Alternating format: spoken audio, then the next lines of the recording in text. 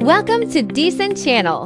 We focus on the core production process of HVAC ducts, which serve as essential supporting parts for HU air handling units, destined for an offshore oil and gas platform project in the UAE.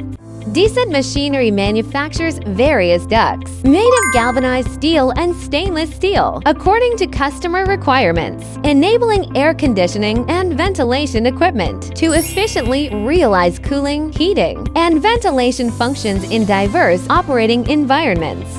Here is the complete standardized production line of Decent Machinery. The whole procedure starts with uncoiling. Large galvanized steel coils are mounted and released steadily. Top press rollers precisely control strip tension to prevent loosening and deformation. Professional operators guide the steel strip to complete feeding and docking, connecting each process efficiently. All steel plates are processed by high-precision laser cutting in strict accordance with customized engineering drawings to achieve accurate dimensional tolerance. After cutting, shaping, and assembly, TDF integral flanged HVAC ducts are TDF finished. TDF flanges are formed integrally with duct panels without extra angle steel frames, featuring lightweight, uniform airtight sealing and fast on-site assembly, fully meeting offshore platform ventilation standards.